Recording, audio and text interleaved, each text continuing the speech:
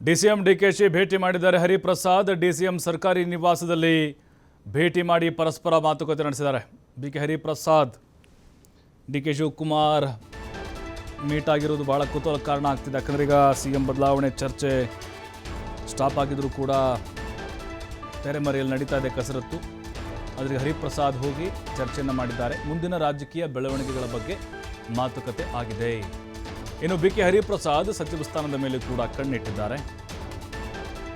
ಅವರು ಪ್ರಬಲ ಆಕಾಂಕ್ಷಿಯಾಗಿದ್ದಾರೆ. ಮೊದಲ ಹೆಸರು ಕೇಳಿಬರೋದೇ ಈಗ ಬಿಕೆ ಹರಿಪ್ರಸಾದ್ ಅವರು ಸರ್ಕಾರಿ ನಿವಾಸಕ್ಕೆ ಹೋಗಿ ಡಿಕೆ ಶಿವಕುಮಾರ್ ಅವರನ್ನ ಭೇಟಿಯಾಗಿ ಚರ್ಚೆಯನ್ನು ಮಾಡಿದ್ದಾರೆ.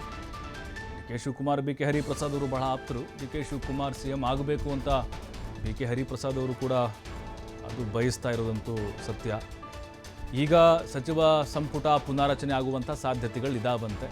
ಸೆಪ್ಟೆಂಬರ್ ಕ್ರಾಂತಿ ಅಂತ ರಾಜನ್ ಹೇಳಿದ್ರಲ್ವ, ಅದರ ಸೆಪ್ಟೆಂಬರ್ ಆದಮೇಲೆ ಆಗಬಹುದು. ಹಾಗಾಗಿಯೇ ಈಗ ಲಾಬಿಯನ್ನು ಮಾಡಲಿಕ್ಕೆ ಹೋಗಿದ್ದಾರಾ ಅಥವಾ ಪ್ರಬಲ ಖಾತೆಗೆ ಏನಾದರೂ ಬೇಡಿಕೆ ಇಡ್ತಾ ಇದ್ದಾರಾ ಡಿ ಕೆ ಶಿವಕುಮಾರ್ ಮೂಲಕ? ಬಿ ಕೆ ಹರಿಪ್ರಸಾದ್ ಅಂತಂದರೆ ಅವರೇನು ಸಿದ್ದರಾಮಯ್ಯವ್ರ ಮೂಲಕ ಡಿ ಕೆ ಶಿವಕುಮಾರ್ ಮೂಲಕ ಲಾಬಿ ಮಾಡಬೇಕಂತೇನಿಲ್ಲ. ಹೈಕಮಾಂಡ್ ಮಟ್ಟದಲ್ಲಿ ಉತ್ತಮ ಒಡನಾಟ ಹೊಂದಿದ್ದಾರೆ. ಆದರೆ ಸಿಎಂ ಬದಲಾವಣೆ ವಿಚಾರದಲ್ಲಿ ಏನಾದರೂ ಡಿ ಕೆ ಶಿವಕುಮಾರ್ ಒಂದಿಗೆ ಚರ್ಚೆ ಮಾಡಿದ್ದಾರಾ ಅನ್ನೋದು ಕುತೂಹಲ.